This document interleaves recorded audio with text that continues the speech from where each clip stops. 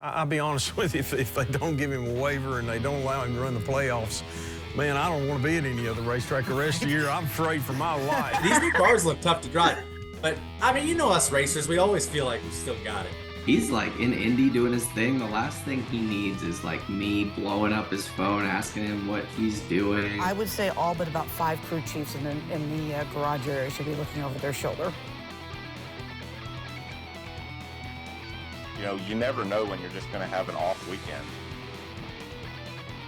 I've kind of gotten the ability to have the platform that I want, and it is my platform, and I can speak to whatever I feel like talking about. We were in the mix, and it makes it a lot more fun when you're in the mix than you are just, struggling and trying to figure out what direction to go.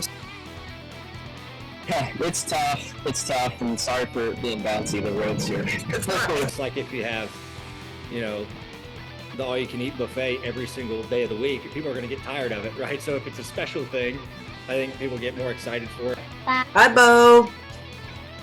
Raise your hand up so she can see it. There you go. Truthfully, even as a company, I think it was, very head-scratching why at the beginning all 4 of us just went instantly straight to the back. We just really struggled.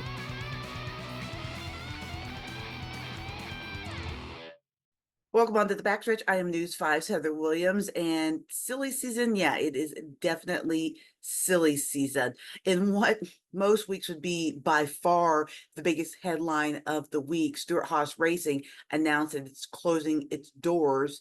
All 4 teams plus Xfinity Series 2 teams, Stewart Haas Racing, as we know it, is done at the end of the season. Really sad for the sport, not surprising. I mean, look, we all grow up, we all grow old, we all find new things, fall out of love with our old things. And at the moment, it seems like owners, Jenkins, Gene Haas, we'll get to Bob in a second. Gene Haas and Tony Stewart have found new things to fall in love with. Gene Haas is very much into his F1 team. Tony Stewart got married. He's trying to have a family and run his new NHRA team that his wife drives for. So Stewart Haas Racing was a little neglected and honestly not the main focus of those in charge. But it's awful. It's sad to see it go. I can remember being in the sport when they had the big press conference and announced the team was coming. I can remember being at media tours, the first media tour, when they had their 4 drivers sitting up there at the front of the stage and talking about this exciting new venture. But those days are gone now, and the team is not going to exist anymore. The good news is for all the members of the team, as well as the sport in general, is that those 4 charters will not go unused. People are clamoring for charters, and those 4 charters are going to get snapped up. We believe one of them's already been snatched by Front Row Motorsports, aka Bob Jenkins. That's why he was on my head earlier. To add to that stable, we think that 2311 is interested. We think that Trackhouse is interested. RCR might be interested. There's a lot of people that might be interested in getting those remaining 3 charters. So it's going to be really interesting to see where this all goes. And I don't think that any of the members of the teams will be wanted for jobs either. Maybe not the same job, maybe not exactly the job that they dreamed of, especially if they dreamed about Stewart Haas Racing. But I think most of the people involved will have jobs, and that is at least a little bit of good news in what has been kind of a bad week for that part of the sport.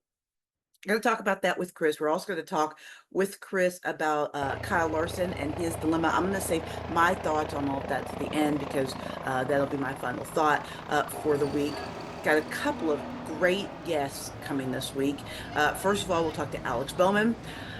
He's so fun. I love talking to Alex, and he is the 4th in a lot of people's minds Hendrick Motorsports car. But if you look at him, he's in the playoffs. He's having a great season. He doesn't have a win yet, but he's running well. So, it's a pretty good number 4 team to be if you're going to be on the number 4 team for sure.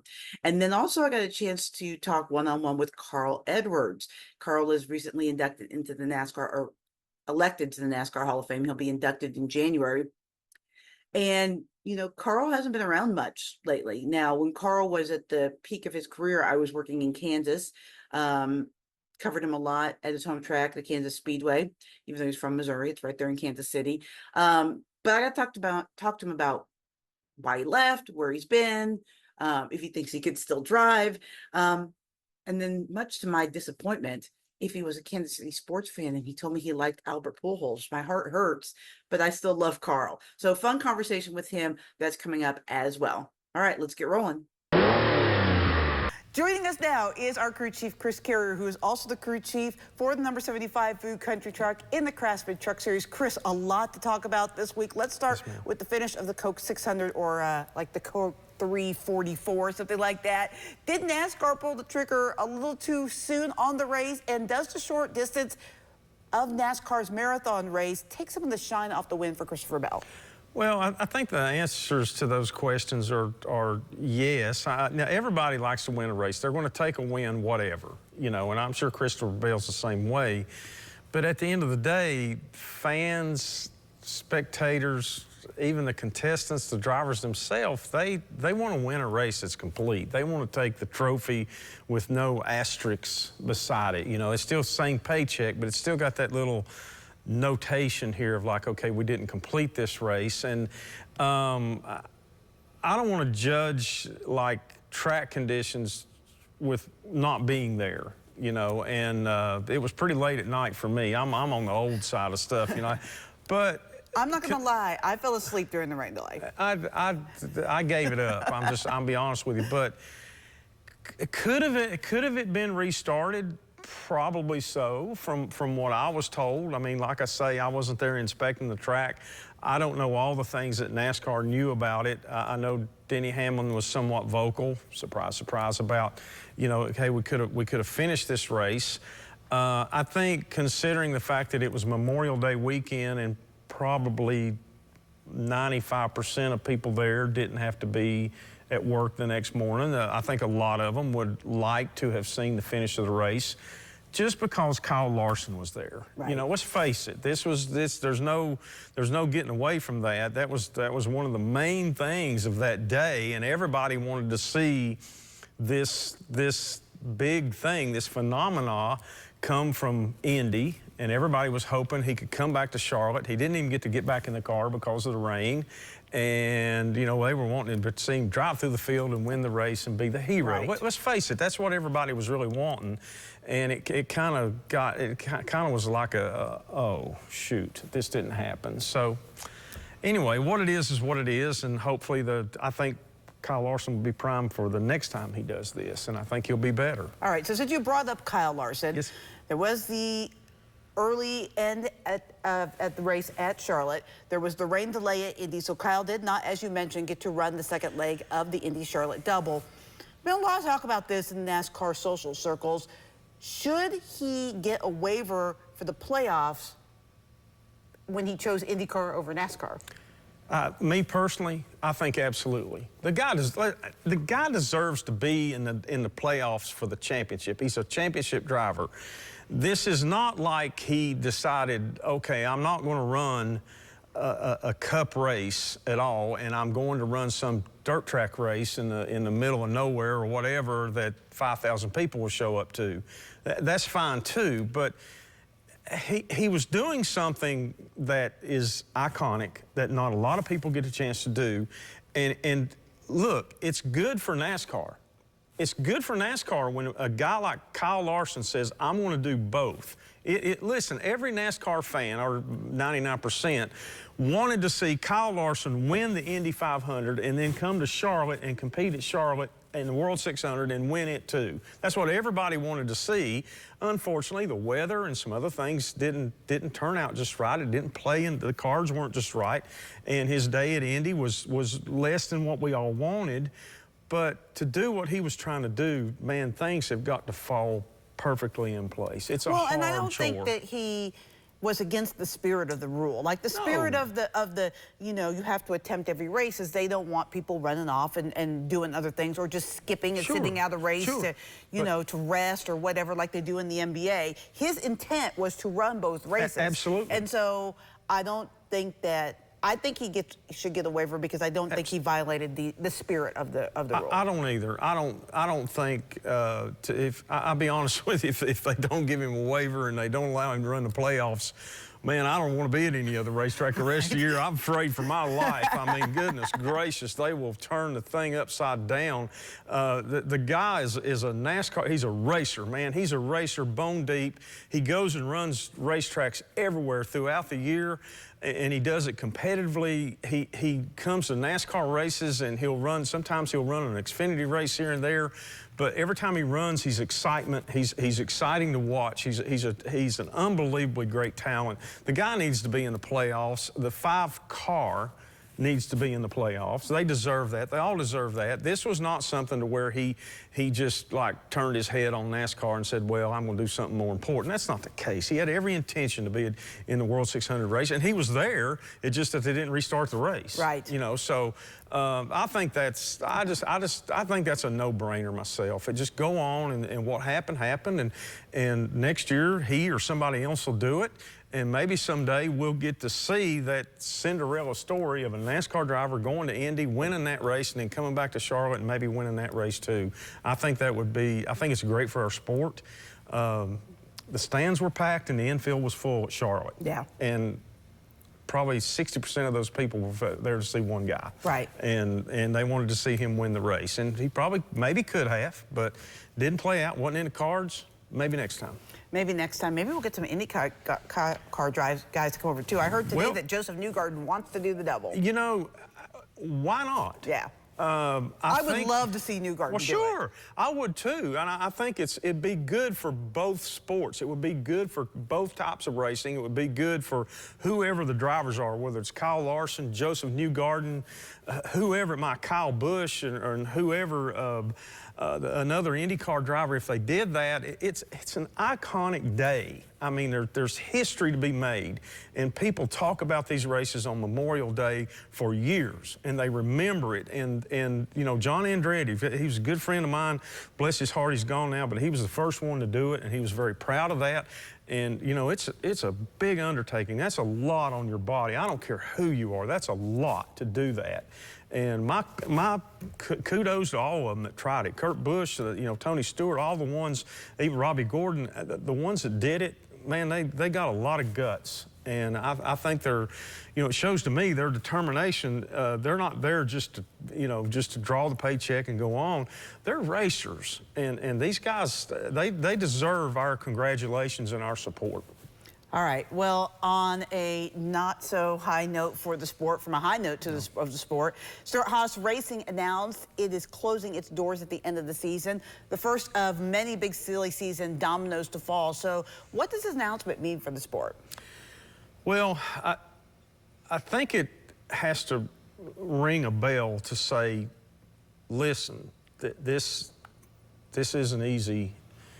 And it's not easy even for people who have a lot of resources and a lot of funding and can get sponsorship and they are in the list over here of the haves and not halves of just a little bit. They have had a lot. But don't you think that means that maybe though the owners kind of fell out of love with NASCAR, because Tony is doing his NHRA thing and Gene Haas is continuing to do his F1 thing. It just seems to me like they weren't really into it anymore. Well, I don't think they were. I think it became very difficult, and I don't know how their relationship was. I have no idea. Both of them probably have strong personalities and pretty big egos, and they have a lot of interest outside of what they were doing. They're just, that's the way they're wired. Right. And I don't think you can run a NASCAR Cup team or any series of division NASCAR when you're not bought in 100%. And it becomes too hard, it's too difficult. You can't make good decisions. You get tired of the money flow, the cash flow, and it being demanding, and things happening. You know, the last 2 or 3 years with these new cars has been pretty stressful financially on a lot of those teams, and they're, you know, the charters and the whole 9 yards. There's just a lot. There's a lot going on, and it takes 100% commitment. And I think you're exactly right. I don't think Tony Stewart has been bought in for, I don't know, 2 or 3 years, and it looks like Gene Haas is about the same way. And there was nobody there to, hey, pick it up and say, I'll fill this gap. That nobody could fill the gap, and I'm kind of glad they're announcing it this early in the season for this reason, that the people that are there, the employees, the drivers, the crew chiefs, the race engineers, all the people that work, there's a ton of people. I don't know exactly how many employees, but a lot of fallout from this.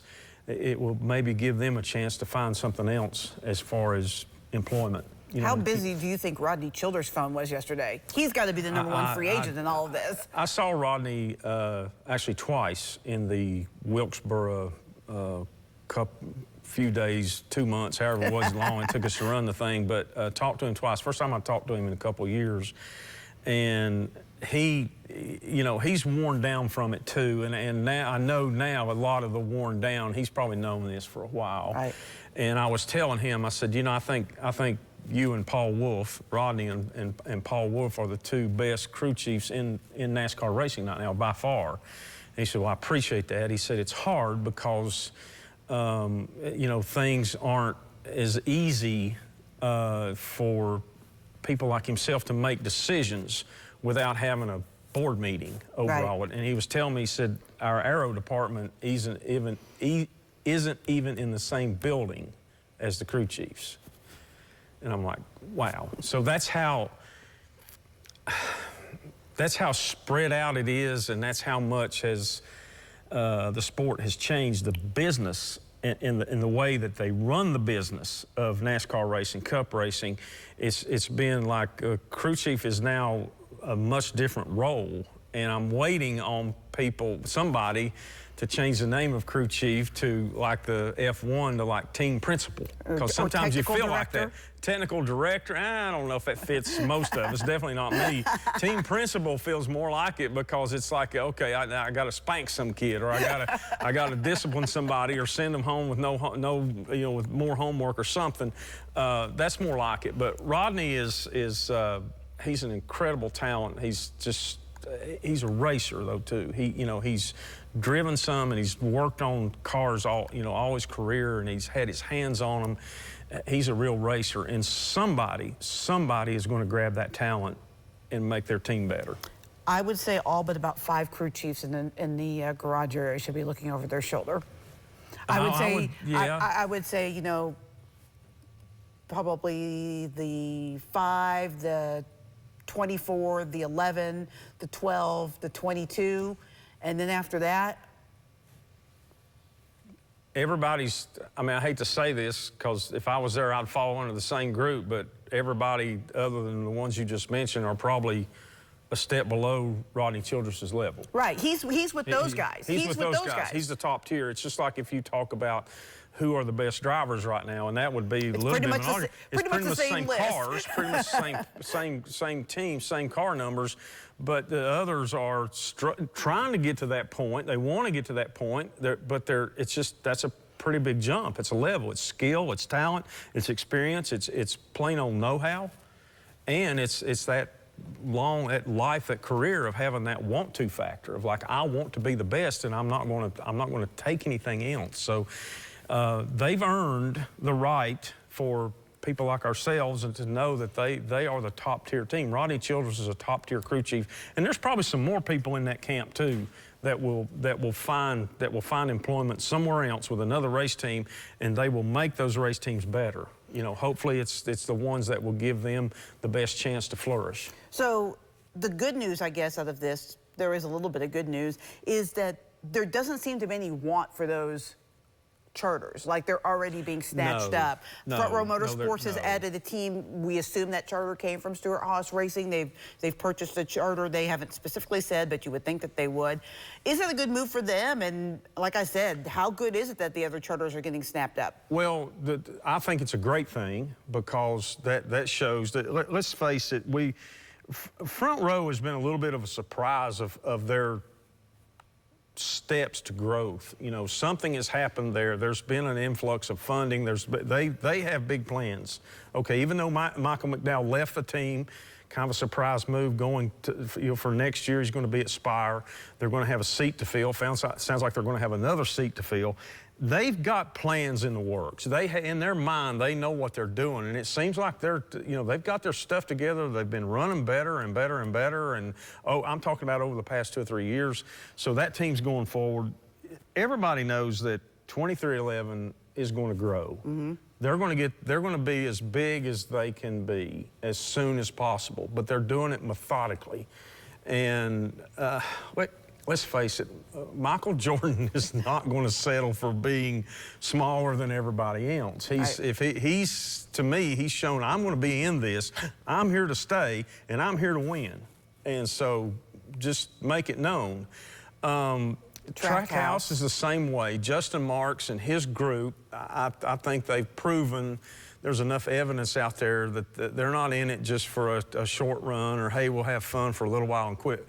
They're in for the long haul, and they are going to grow as big as they can grow. They want to be, those teams, 2311 and Trackhouse, they want to be eventually the Hendrick and Gibbs. That's who they want to be, right. In maybe 5 years. They want to be the Hendrick and Gibbs of right now, of NASCAR racing. And you know what, to be honest with you, they're on that hill going up there, and they may get there, maybe sooner than we think. All right, real quickly, this week NASCAR heads to St. Louis. It's still a fairly new track for the Cup Series. Yes. What can we expect at Worldwide Technology Raceway? Well, I'm hoping that it won't be as hot as it normally is out there. I heard from a fellow crew chief that at least the forecast for Saturday is a little cooler. You know, maybe a little rain in the weather. Of course, Dave Dirks isn't here to help us with that. Goodness gracious. But this track is a unique track. It's not as fast as Darlington or Dover. I think it's called a 1.25 mile racetrack. It's kind of shaped sort of like Darlington because one end is longer than the other, bigger than the other. It's kind of a egg shape, so to speak. And there's a little bit of banking in the 1 and 2 turn, which is the tightest turn, a very tight turn. It's at the end of a long straightaway. So you're going to have that issue of brakes. It's kind of like Martinsville, kind of like Richmond. They use a lot of brakes. They've got to slow that thing down and get it woed. They also use gearing, transmission gearing. You're going to see hear and see a lot of shifting in that. So they're going to have, a lot of people are going to have fingers crossed that they don't have failures. It's a track that's a little bit hard to get a hold of. As far as grip, I think you're going to see some comers and goers in the race. We hope that it's not typical short track racing. We hope it's not Wilkesboro. Right. We hope it's more like Darlington in some places, and of course Bristol, where the tires will wear out. There'll be guys with newer tires and better cars coming forward. There'll be guys that have been up there, get track position, that their tires wear out, their cars are not good, they're going to go back, there's going to be passing, there's going to be trying to figure out, okay, who is going to come out ahead on this deal. Could be a very exciting race. So not people, they haven't been there enough in the Cup Series to have a notebook that tall on this place. So there's going to be a little bit of guessing. Usually when there's guessing, there's excitement. First of all, Alex, thank you for taking the time to join us today. Coming off the Coke 600, well, I guess it was like the Coke, 345 or whatever it was. I know drivers are really starting to just kind of get a hold of their cars and get ready for the night. So how would you describe your weekend in Charlotte? Yeah, honestly, we struggled a little bit with our car on Saturday. Qualified well, but I wasn't very happy with it in race trim and made really good changes for Sunday. I was really happy with my car. A couple runs, we got 2 free, but for the most part, we were really good. And the run that it started raining, I was really happy with my car and just kind of stuck racing the 1 and the 9. And I feel like once we could have got clear of those guys, we could have got up through there pretty well. But yeah, bummer. Obviously, the weather was frustrating, and I mean, whatever the call was to end it, I was bummed. I wanted to be better than 9th, but at the same time, it's still a good day for us with stage points, and I think we had a really strong race car, which was great.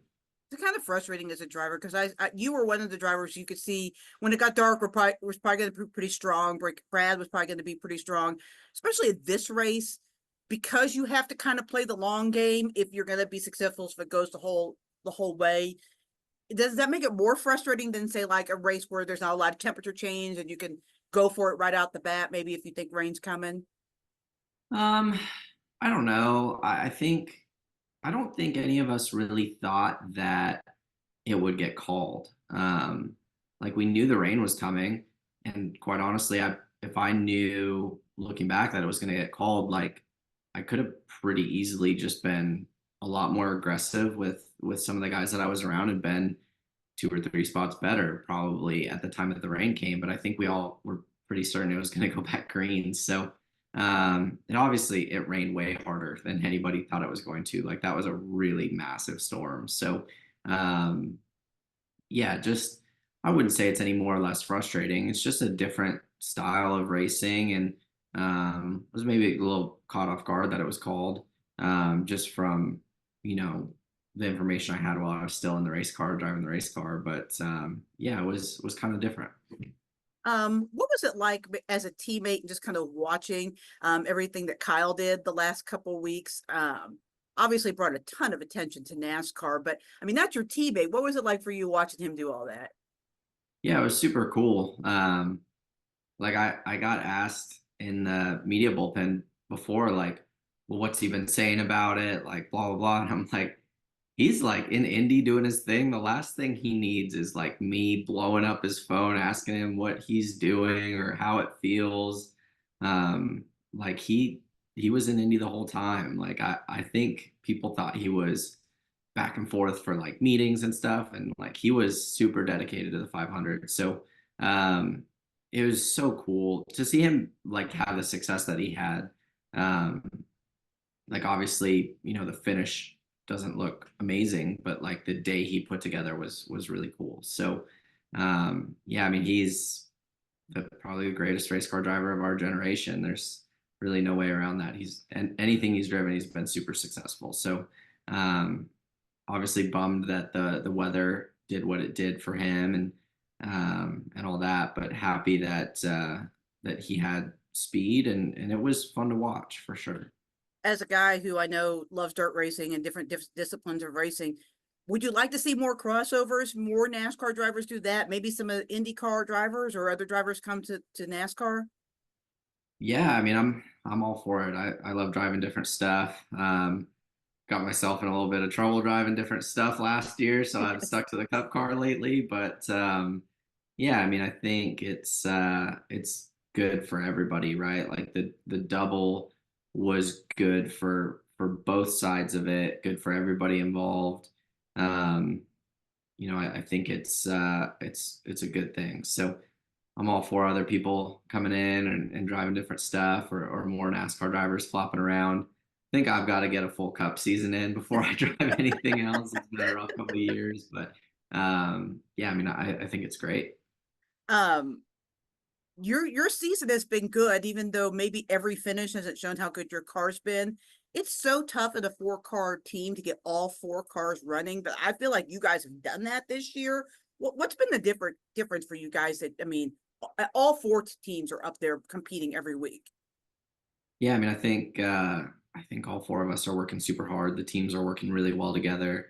Obviously, I have a great group at Hendrick Motorsports. So yeah, when the like I guess you could call us the one that's struggled the most and we're 8th in points and tied for the most top 10s of anybody all year, it's a pretty good thing for the company. So obviously we want to get a win and get locked into the playoffs and have all 4 cars have wins, but other than that, we're doing all the right things and I think we're gaining on that. So it's been a quiet but good year for the 48 team so far, and we'll keep gaining on it. Do you see an opportunity here in the next few weeks? I mean, there are some tracks that I think of as being your kind of style tracks coming up in the next few weeks. Are you circling any of them? I'm really just focused one place at a time right now. Like Gateway was a place that we really struggled at the last 2 years and have kind of completely gone about it a different way. And I'm excited to see how that plays out. Sonoma is going to be vastly different. And obviously, I didn't do the test out there, so I don't really know how it's going to be until we get there. And to be quite honest with you, I don't even know where we go after that. So I know where the next two are, and I'll stay focused on those. Well, so let's talk about Gateway. Obviously, it's still kind of a new track on the series. I don't know that anyone is a favorite because I think it feels like everybody's still trying to kind of figure it out. What do you think is the key to to Gateway?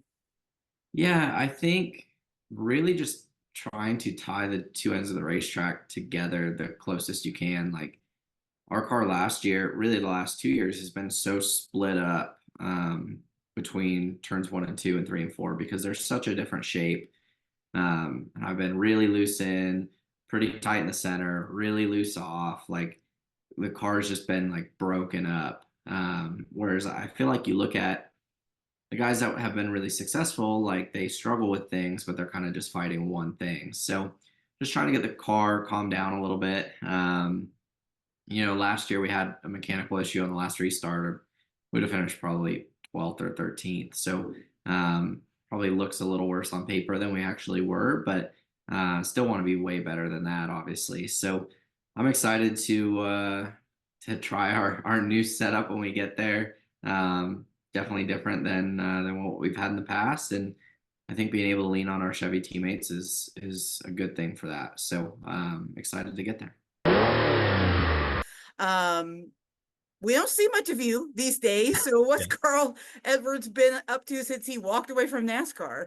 Well, that's a great first question considering my background here. I've been doing a bunch of traveling, which has been good. I've been using a better map than this, but I thought this was kind of a cool one. But I think it's cool to navigate. I've used a different one, but no, just for me, the real blessing of the last 7 years is to be able to spend so much time with friends and family and focus on things outside of the sport, because really, I mean, I was just possessed as a young man for about 20 years. All I thought about was racing. And so yeah, been doing a lot of fun stuff and traveling a bunch and just, like I said, just living a different life.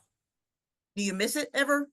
Oh, I do miss it. And I dream about being in a race car about 1 out of every 3 nights. And I've won some races lately in those dreams, but I don't miss the pace of it, but I do miss being in that race car and working with the great people. I've heard from so many of them the last few days, and I do miss that teamwork and that striving to win.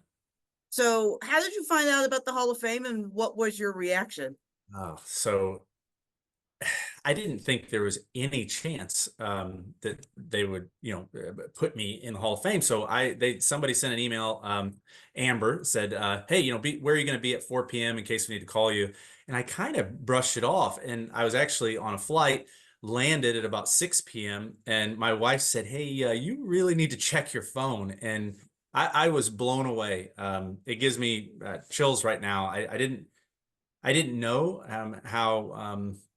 how big of a deal it would be until it happened. I'm not a trophy person. I'm about the actual process, but this has really been amazing. I'm so grateful. It's allowed me to reflect, and yeah, it was a shock. It kind of seems like the class that you're going into, it's a class full of like people's champs, right? I don't know how many championships there are, but very, very popular drivers, people, respected in the garage area. How much does that mean to you that, your guys' accomplishments were respected beyond just championships? It means the world to me. I mean, this morning, I was at Bass Pro Shops this morning, and this guy's walking out and he's like, "Man, congratulations." And I thought, man, this really is a big deal. And it's a big deal for just that reason. I got the chance to talk to Ricky Rudd for a long time last night, and he feels the same way I do, that we poured our lives into the sport, and now we've been away from it for so long. It really gives us an opportunity to reflect on all the great people, and whether it's like the people we worked with. I mean, I drove for Mittler Brothers and guys at my local dirt track, Howard Hall, all this stuff. But I guess to have a whole career looked at in this way, and like I told Ricky, to be a part of the class with him, it's really special. As we mentioned before we got going here, I am in Bristol. I mean, one of your nicknames was Concrete Carl. You were so good here at Bristol. What was it about this place? I love Bristol, and yeah, I had a lot of other nicknames too, but but no, it's Bristol's great. Bristol's one of those tracks. It's an iconic track. As a young driver growing up, you just dream of even being at Bristol. Running the trucks, the Xfinity cars, the Cup cars, all the stuff I got to race at Bristol, and really great cars. All the races were fun, but winning there is tough, and I felt like I got to drive some of the best cars. The best crew chiefs were making decisions, and yeah, we got some wins, but just a really fun track. Your last year here, I think you did pole at both races and won one of the races. Do you think you could still get it done here? Ooh, I don't know about that. These new cars look tough to drive, but I mean, us racers, we always feel like we still got it. But yeah, no, I really do. I love that place. It's so fast. I mean, what a fun racetrack. What's it been like? Because I know that there was a time where nobody knew where you were. It was like you were like Carmen Sandiego. Where in the world is Carl Edwards? What's it been like getting back to the track? Because you came back and you got involved with the 75 greatest drivers and that kind of stuff. What's it been like? So yeah, I know that I left the sport in a very odd way, but it was right for me. I lived and breathed racing, and the day I woke up and thought, man, I want to do some other things. This is, Coach Gibbs allowed me to do that. I'll be forever grateful to him for that. But I really stepped away. I mean, just cold turkey. And I came back. It was such a huge honor to be part of the NASCAR 75 last year. And I came to the track and I was shocked at how much fun it was to see everybody, to be up in the booth with Mike Joy and Clint. And so for me, coming back was just a huge, just a really wonderful thing. It was way different than I thought. And so, this on top of it, I can't even describe just how grateful I am to everybody in the sport for, I guess, understanding me the best they can, tolerating me, and welcoming me back. All right. So I want to ask you a really oddball question to kind of wrap this up. I'm from Kansas City. All right. I know you threw out the first pitch at the Royals game. Are you a Kansas City sports fan? Being from Columbia, are you a fan of the Royals Chiefs? I'm not. I'm just not a big sports fan. I love like being in the battle. I love seeing people perform at a high level, but I have to say, if we're going baseball, it was Albert Pujols. He's the guy I know, the guy I like. And the Royals let me throw out the first pitch. It was a terrible throw, but so yeah, but I don't keep up with as much as I should. Okay, well, if there's a good time to jump on the bandwagon, I'll tell you it's now, because the Royals have a good season and the Chiefs have won the last 2 Super Bowls. So if you want to jump on. All right. Carl, I appreciate your time so much. Congratulations on the Hall of Fame. Thank you, Heather. Thank you it's so awesome. For my final thought today, I want to go back and talk about Kyle Larson and the fact that he still doesn't have a waiver yet, and whether or not he should get a waiver. I've been really back and forth on this. I don't know. It's tough, right? I mean, I really do think that Kyle and Hendrick Motorsports try to entertain the spirit of the law, if not the letter of the law. The spirit of the law is to make sure that teams are showing up every week to race, that they aren't cherry picking, that they aren't, running the 4 races that think they can win, get into the playoffs with a win, and then not running the rest of the year for cost cutting or to, give some sort of mental edge because of rest to drivers. This is not like the NBA. I mean, most weekends, most drivers are showing up to the track. And Kyle qualified the car, got on a helicopter or on the airplane in a helicopter and flew to Charlotte Motor Speedway. It was his intent to run 1,100 laps. The weather got into the way. So at least in the spirit of the law, it was there. They wanted to run the Coke 600. They just didn't in the letter of the law. He didn't even get a lap in because of the rain. So, that's where I'm conflicted, because I mean, if I'm speeding, if I'm going 70 in a 40, and an officer pulled me over, and I said, well, the spirit of the law, I meant to go 40. I just wasn't paying attention and went 70. Probably going to get a ticket anyway. So they didn't follow the letter of the law. He didn't start the race. And so NASCAR has every right to not give him a waiver for the playoffs. But then this is where we go into precedent, right? Because the precedent is we give waivers away like we're giving away candy at Christmas. You or Oprah with cars. You get a waiver, and you get a waiver, and you get a waiver. We've given a waiver for people that were injured, people that were injured in the race car, people that were injured doing things outside of the NASCAR Cup Series car. We've given waivers for people that have been suspended for races. So I just don't know how they cannot give a waiver. The precedent is there to give waivers. So it's tough. It's a tough decision, but I think they will probably give him a waiver. I think they should give him a waiver. And it's going to be really interesting to follow this to see what happens and to hear from NASCAR as to why it's taking so long to hand out that waiver. And if he doesn't get a waiver, why they decided not to. Stay tuned. Thanks for joining us on the Backstretch. We'll see you next week.